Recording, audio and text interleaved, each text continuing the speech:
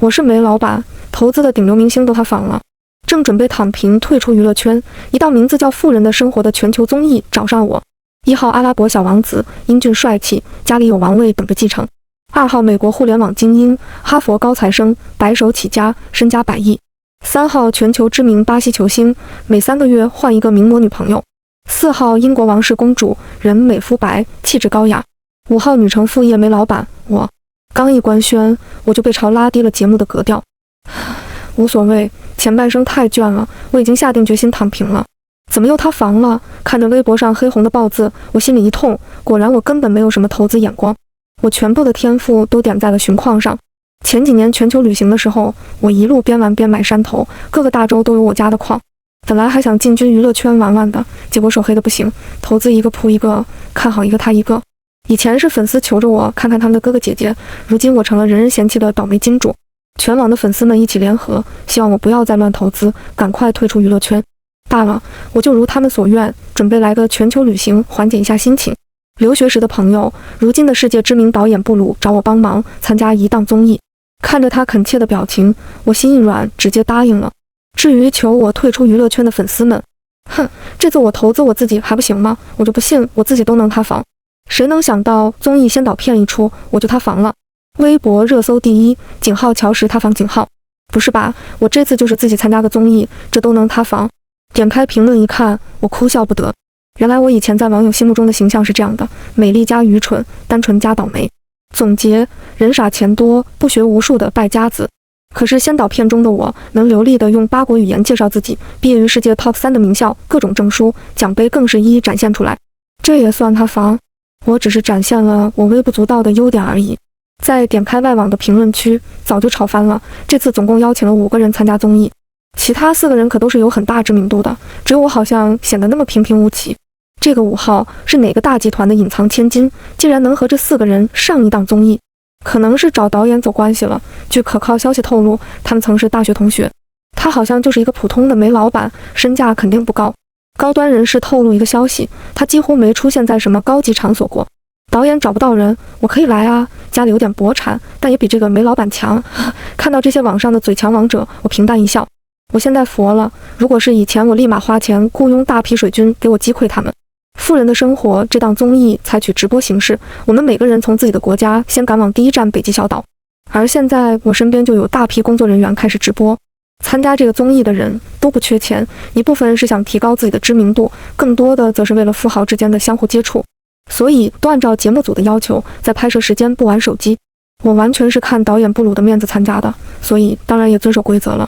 这下有点可惜了，我还想看大家的实时弹幕呢。我看其他4个嘉宾都有自己的私人飞机，我们煤老板不会没有吧？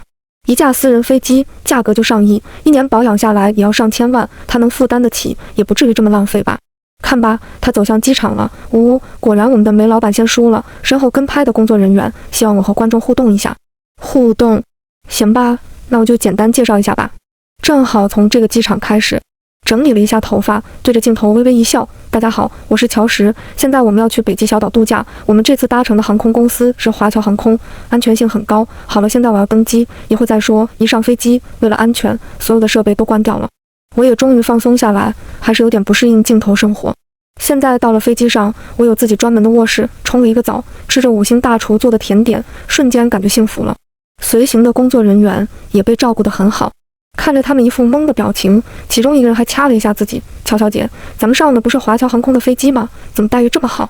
华侨航空是我家开的，这架飞机平时也只有我一个人用。等我解释完之后，不顾众人惊讶的表情，直接美美的休息去了。却不知道此时微博的一大批网友都在心疼我，我们美丽的煤老板只能坐客机，心疼了。外网那些人都嘲疯了，说我们不配参加。姐妹们，外网见！我在飞机上安稳地睡了一觉，等快要下飞机时，外网关于我的战斗还在继续。坐客机去参加综艺真是丢人，没有本钱就别强行往富人的圈子凑。我们煤老板这叫节约资源。就是煤老板爱护环境第一人，终于下飞机，直播设备也开了，飞机上的所有人员都下来和我告别。机长走到我的面前，乔小姐，需要我们机组人员在这儿等候您回家吗？我点了点头，顺带对着镜头介绍，华侨航空是我家，这是我的私人飞机。我短短的一句话，网友们炸了。煤老板，你究竟还有多少惊喜是我们不知道的？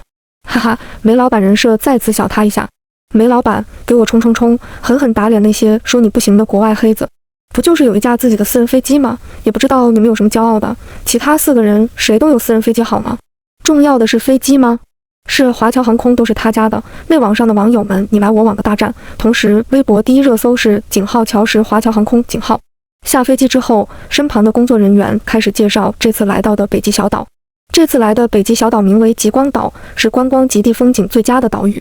这里是私人岛屿，因此每年只接待一些政要名流来这里旅行聚会。听到工作人员满脸自豪地介绍这座极光岛的高端之处，我都不好意思告诉他这座岛是我买的。3年前来北极玩的时候，我就发现这座岛上有金刚石矿，然后立马买了下来。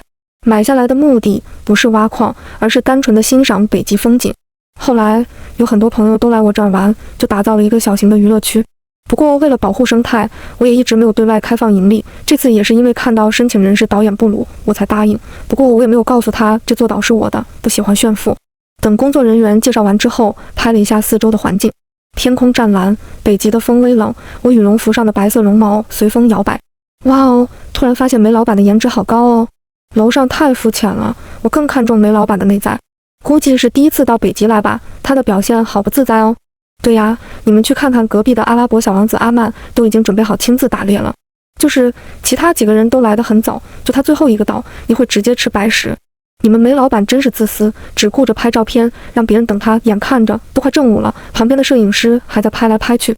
我肚子都饿了，上前提醒他和其他人集合的时间快到了，得尽快出发。没想到他一脸尴尬，解释说来接我们雪橇车出了点小意外，所以我们得等下一辆雪橇车。细细追问之下，才知道原来拉雪橇的人身体有点不舒服，现人在机场附近的医院里，他的雪橇车也只能留在机场里。节目组的大家也没有人驾驭得了驯鹿，所以只能联系其他人。看了一眼寒风中瑟瑟发抖的众人，旁边的工作人员也是满脸的愧疚之情。我叹了一口气，还是得靠我呀。和工作人员低声说了几句，等他把事情办妥回来之后，我们大家一起走向了那辆停放在不远处的驯鹿雪橇车。在工作人员不可思议的眼光下，我走向2只高大的驯鹿，用手抚摸了一下它们毛茸茸的背。这些驯鹿都是经过人工驯养的，脾气一般比较温和。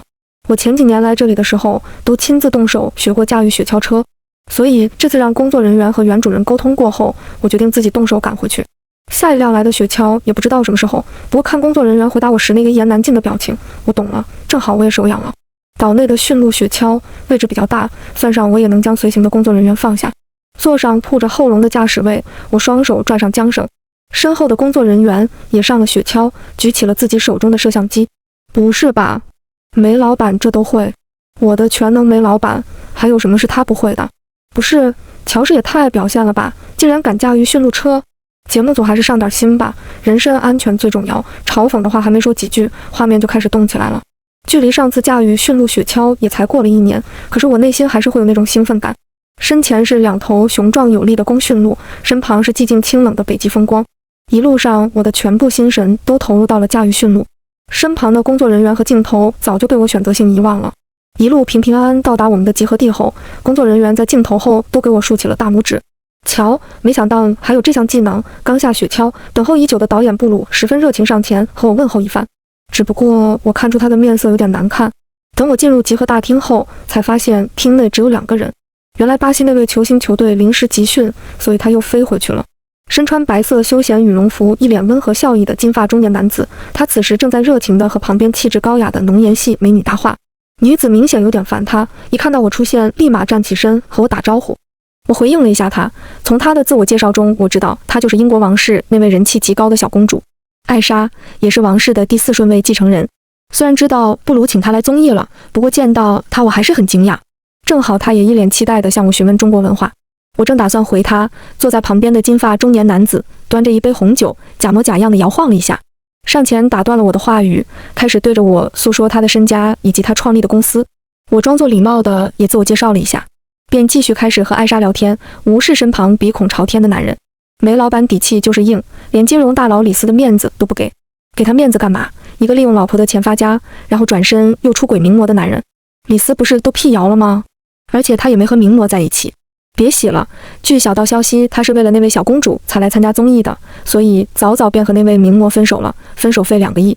黑粉又开始了，好好的直播间被你们弄得乌烟瘴气的，本来正磕着杀伐果决的金融大佬和甜宠娇嫩小公主的 CP， 果然乔实在的地方就腥风血雨。我是公主的粉，首先我们承认公主甜，但是她创办了自己的品牌，很有事业心，也很酷好吗？别吵了，有这时间不如去看看隔壁的小王子，那边场面才劲爆呢。正在猎杀驯鹿和公主聊了一会，我才发现旁边的导演在接完一个电话之后，脸色越发难看。我和艾莎对视一眼，两人上前询问了一下导演，才知道原来那个阿拉伯小王子看到岛上的驯鹿后，便想拿着自己身边保镖的枪猎杀，被节目组制止，并且将保镖私藏下来的枪拿走后，他又悄悄地作妖，竟然花大价钱和当地的牧民买了一把猎枪。身旁跟拍的工作人员再次阻拦他，他却打了一个电话，说自己和这座极光岛的主人认识，已经打好招呼了，岛的主人都允许他狩猎驯鹿了。导演虽然逼不得已的同意了，不过私下联系了岛主人，却没有收到确切消息，所以脸色看起来不太好。听到这个消息，我继续维持着脸上的笑容，并且提出了我想近距离观看狩猎过程，希望节目组不要厚此薄彼。话语刚落，布鲁眼睛里流露出浓浓的疑惑，我走到他身前，拍了拍他的肩膀，让他安心。木屋中的其他2位嘉宾也要和我一起，不同的是，艾莎是一脸担忧的表情，李斯则是一副雄心勃勃的样子，恨不得自己露2手来吸引我们的注意力。岛上没有什么现代交通工具，所以还是我驾驭着驯鹿车，带着他们赶往打猎的地方。她一个小女孩去看这么血腥的场面干嘛？乖乖在家等着吃肉不好吗？她一个小女孩一点爱心都没有。我就说乔石和导演有点什么吧，你们看到刚刚乔石和导演的互动了吗？咋？那个什么王子打猎就英武帅气，我们梅老板去看看就是没有爱心。做人别太双标了，做人真的不能太双标了，但是有时候双标一下很爽啊。艾莎无视对她盛情相邀的李斯，直接坐在了我的身旁。瞧，极光岛这里我来过几次，现在完全不是狩猎驯鹿的时间，我们过去先劝说一下他。劝说？我表面假装是这个意思，实际刚刚我早就联系了我留在岛上的代理岛主，他是这里原来土著部落的一个普通少年，后来被我提携，所以一直以来人还比较忠心的。不一会便根据工作人员的提示到达了驯鹿林，远远的便看见一个穿着臃肿、头上戴着白纱的男人正在鬼鬼祟祟地瞄准猎物。工作人员示意我们到的时候，他总算放下了猎枪，走向了我们。只不过对李斯是满脸笑意，对我们则是很冷淡，一脸烦闷的样子。他邀请李斯和他一起狩猎驯鹿，然后又假装绅士的让我和艾莎2人先回木屋等一等，一会直接吃鹿肉即可。我可不惯着他，直接用英语反问他：“你不知道现在是驯鹿禁猎期吗？”我说完这句话后，他愣了一下，表面装作听不懂我的话，看向了自己身旁的翻译。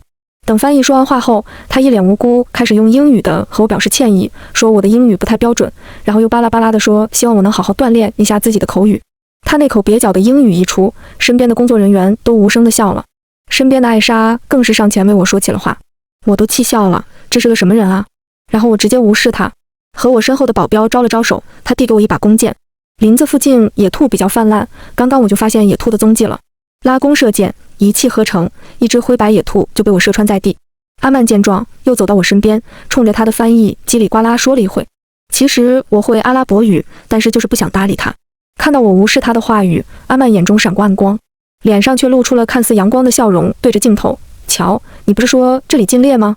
哦，看看那只可怜的兔子。听到他的话，我终于忍不住翻了一个白眼。这是什么小王子？现在是驯鹿禁猎期，而且这里的兔子属于泛滥物种，鼓励大家猎杀。阿曼来之前，工作人员再三和我们强调过。阿曼脸上闪过一丝不自然之色，语气却十分嚣张。我来之前已经和这座岛的主人取得联系，要不然你以为我的猎枪是从哪里来的？说完，他就指了一下他身旁的当地人。刚刚发生的这些都被摄像记录下来了。该说不说，阿曼不愧是阿拉伯小王子，你看看人家这人脉，直接联系到岛主了。梅老板就不要继续打扰我们了，赶快回家去卖煤吧。本来好期待能够看到狩猎驯鹿的过程，结果就被这个女人毁了，扫兴。你们就没看出阿曼好像有点不尊重女性吗？什么叫不尊重？让他们2个人不要在外边受冷，直接等着吃鹿肉就是不尊重吗？和一些无脑吹没办法说话，弹幕又开始大战了。不过很快大家都无心发弹幕了，场中情势发生了巨大的变化。我的代理岛主终于到了，他身后跟着一群身穿皮毛的当地人，手里还有枪。我和他打过招呼，先隐藏我的身份。这么一群壮汉气势汹汹的一来，不止那个小王子阿曼懵了，就连导演组也愣住了。代理岛主直接上前将阿曼租借的猎枪收缴，并且一脸严肃地要驱逐他们离岛。翻译把这话翻译给阿曼的时候，他一脸愤怒不可置信，一边推攘一边说自己和岛的主人认识，关系非常好，所以被允许狩猎驯鹿。代理岛主隐晦地看了我一眼，我摇了摇头，确实是认识，但是不熟。阿曼也看着代理岛主不为所动，便掏出自己的手机开始打电话。电话接通后，他一脸自信地将手机递给代理岛主，代理岛主将手机外放。手机中的另一个人不就是一个经常来这儿住的亲王吗？我都记不住他，这里的产业都是交给别人打理的。这个亲王倒是会冒充我的好友，来让一些人误会。我不想再让这件事情浪费我太多的时间，我来参加综艺是为了享受，可不是为了上演这些狗血剧情。我直接走到岛主面前，将手机拿过来，挂断，然后还给阿曼。此时场内所有人的表情都很震惊，尤其是阿曼还非常的愤怒。乔，你太没有礼貌了，怎么能直接挂断我的电话？随即将眼神看向代理岛主，带着一丝挑拨的意思。你们就这样让一个女人在你们的地盘为所欲为？岛主没有搭理他，反而弯下身体向我鞠躬，同时他身后的众人也齐齐弯腰，一致喊我岛主。我扶起他，转身看向了此刻疑惑的阿曼。这座极光岛是我的私人产业，我不认识你的什么叔叔，也不欢迎违反条例的人继续留在这里。局面变得这么僵，导演布鲁的面上也有点尴尬，不过还是赞同我的决定。艾莎则是一句话也没有说，不过默默站到我身后了。至于李斯，则是当起了和事佬。乔，阿曼也是无心的，你不要再咄咄逼人。阿曼也适当的装作弱势，和我以及岛民认错了，并且乖乖交了罚款。行吧，毕竟我不能让布鲁下不来台，这档节目还是要做下去的。说实在的，我真的不想暴露自己太多的资产，主要是我比较低调。阿曼不再每天想着狩猎驯鹿了，我们也可以尽情地享受极光岛的美丽。节目组的计划是在极光岛玩3天，让观众体验一下北极风光。自从我自曝身份后，布鲁算是赖上我了，让我做这3天的计划。我们打算白天一起去跟着当地人参加他们的冰钓，这里的新鲜鳕鱼可是极其鲜美的，纯天然无公害。本来节目组安排好了船，但是为了能更原汁原味地体验当地居民的生活，我们4个人穿着极其防寒的衣物，带着钓具和当地人一起开始钓鱼。有的人就是喜欢攀比，还没有正式开钓呢，阿曼就开始提议我们一起玩个游戏，设一个赌局，让导演当裁判，每个人往赌局里压一样东西，钓鱼最多的那个人便可以全部拿走。李斯和艾莎2人看起来都比较有兴趣，我倒是不想欺负这3人，毕竟我运气一向很好。耐不住阿曼已经把自己的赌注说出口了，他将自己的渔具一甩，语气自信，既然要玩就要刺激一点。我有一块还没有打造的纯天然的冰种玉石，价值大概600万美金。旁边的李斯对着艾莎挑了一下眉，语气温和，哈哈，正巧我想送一位女士饰品，我会把这块玉石亲手赢下来，这样更有意义。阿曼倒是给李斯面子，立马问他要下注的物品是什么。李斯摸了摸鼻子，我在法国有一个酿酒庄园，就赌这个吧。看来这2个男人都很自信。艾莎已经听懂了李斯的言下之意，展眉一笑，手是我多得很，自己亲手赢下才更有意义。至于我的赌注嘛，一只出自皇家马场血统优异的赛马。3人齐齐将目光看向我，我也只能答应了。只是我有那么藏品，该挑哪个出来做赌注呢？思考一会后，我准备把自己众多藏品中的一幅莫奈的油画作为赌注。阿曼却没有等我出口，就直接把我先架起来。乔，你想这么长时间，不如就赌你这座极光岛的1年经营权吧。他这句话刚落，艾莎和布鲁2人微微皱眉，示意我拒绝。李斯却十分赞同这个提议。对呀，乔，这是个游戏而已，说不定你都能赢回来。我还不知道这2个人的盘算，看似只是极光岛的1年经营权，可是背后那些名流政要都是潜藏的资源。虽然我不怎么用得上，可是对于他们2人可是有很大吸引力了。不过比钓鱼这种与运气有关的比赛，我从来都没输过。不顾艾莎和布鲁的眼神示意，我答应下来了。同时导演也将这幕拍下来了。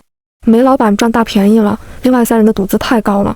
楼上是个蠢货，梅老板才亏了，其他人只是赌财富，梅老板赌的是人脉。哇哦，精彩的戏码来了，这就是富人的游戏吗？游戏？这是一场博弈罢了。你以为阿曼小王子是无脑提出这个游戏的吗？他可是钓鱼重度爱好者。李斯和艾莎2人也经常参加钓鱼比赛，我的梅老板就是上前送菜的吧？心疼梅老板1分钟。比赛一开始，所有人都将注意力放到自己的身前的钓竿上，就连拍摄的工作人员也安静下来了。极光岛的生态一直保护得很好，所以这里的鱼还是比较多的。比赛刚开始，艾莎就上了一条7、8斤左右的鳕鱼，李斯面色严肃，专注于自己的钓竿。阿曼这个小王子还是有2把刷子的，不一会也开始上鱼了。目前没有收获的就我和李斯。李斯开始自我调侃，瞧，看起来今天我们两人的运气比较差。刚说完这句话，他的钓竿就动了，是一条鱼。哈哈，看来今天运气不好的只有乔了。我回了李斯一个微笑，不着急，也许我的运气一会儿就会来。我个人不喜欢钓鱼这个活动，一点挑战都没有。从小到大，只要我心里想上鱼，那么鱼就会排着队咬我的钩子。看不惯阿曼算计我的那副样子，我先给他点希望，等一会再出手。家人们，还有1个小时就要结束比赛了，梅老板还一条鱼都没上。现在赢家就在艾莎和阿曼之间诞生了。李斯目前只钓到2条小鳕鱼，应该没有什么希望。可怜我梅老板就是个打酱油的。布鲁提醒我们，比赛还有1个小时后。阿曼和艾莎两人对视了一眼，李斯也放下了手中的鱼竿，开始观战。瞧，我都放弃了，你就不要再挣扎了。艾莎现在已经钓到了7条鳕鱼。阿曼虽然只有5条，但是他可是钓到了1条30多斤的鱼。我们这次比赛最后会统一计算重量，总鱼获最重的那个人获得胜利。我坐直了身体，开始认真钓鱼。李斯见我还不放弃，又走到我身前，想劝说我，嘴还没张开，我就上鱼了，1条10多斤的鳕鱼。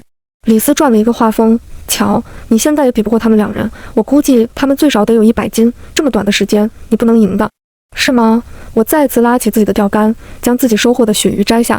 接下来短短1个小时，身边的工作人员都惊呆了，李斯更是直呼不可能。我总共钓上来15条鱼，最后1条鱼更是足足有50斤，差点没拉上来。后来者居上，所有的奖品都归我了。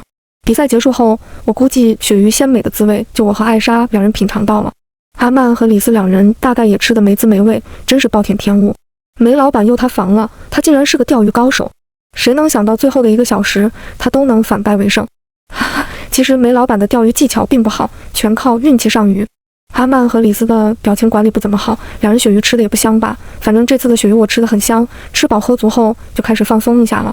极光岛这里有一座人工打造的极地半室外温泉，可耗费了我不少心血，不过享受的时候还是很惬意的，一边泡着热汤，一边有雪花落下，在一起喝上几口红酒。这段就不适合直播了，不过明天的活动可以直播。明天我打算带着他们去户外，去看看北极熊，顺便合个影，希望别出什么幺蛾子。出乎我意料的是非常顺利。晚上住宿则是透明玻璃打造的屋子，可以看到屋外的风景，一睁眼说不定屋外还有一只饿狼盯着你。网友们，我就想问一句，这样的房子多少钱一晚？别问了，你住不起的价格，目前不对外开放。好吧，再请问一下，和北极熊合影需要多少钱？这个倒是可以实现，你可以花几十万报一个北极团，然后合影。开始期待明天他们会干什么了。明天是最后一天，应该会更刺激吧。马上就是我们在北极的最后一天，我已经想好该去哪了。李斯又开始找存在感。2个月后，我再请大家一起到北极吃大餐。阿曼真是一个合格的捧哏哦。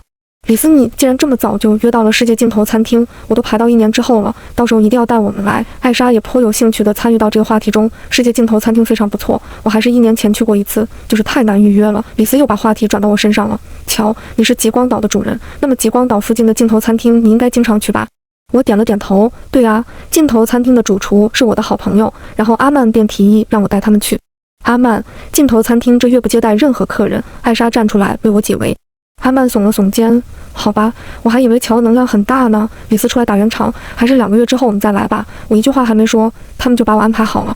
尽头餐厅这个月是不接待客人，但是我已经和主厨商议好了，今天他会接待我们。艾莎无奈一笑，乔，你每次都能带来这么大惊喜。世界尽头餐厅建造于3年前，是一间半开放的餐厅。这座餐厅是每个来极光岛的人必来的地方，每年有大量名流就是专门飞到北极来吃这顿饭的。餐厅主厨是米其林3星厨师，并且曾经是王室的御用厨师。这里的食物都是最新鲜的当地食材，每个时节出现的菜谱都不一样，水果是空运来的。一到餐厅，主厨就热情地和我拥抱，我也将自己带来的红酒交给他。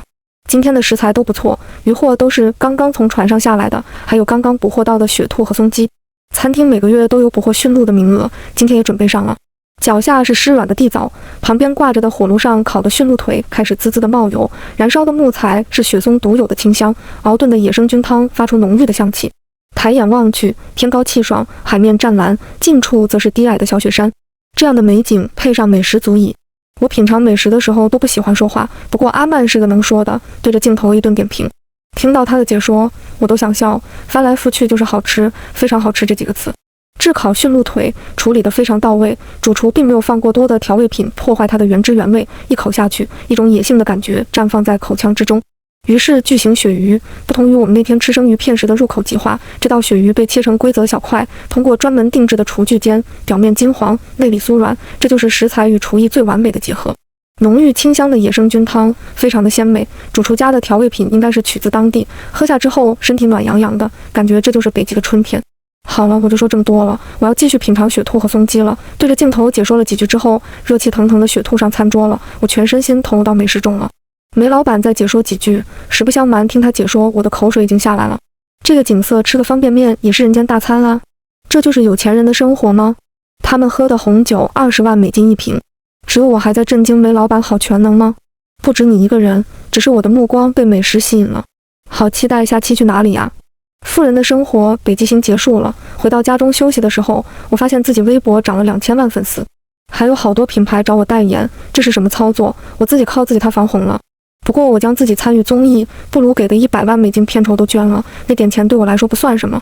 下一站旅途本来是要去法国百年酒庄的，结果阿曼达小子看我在极光岛上大出风头，便提议先去非洲草原。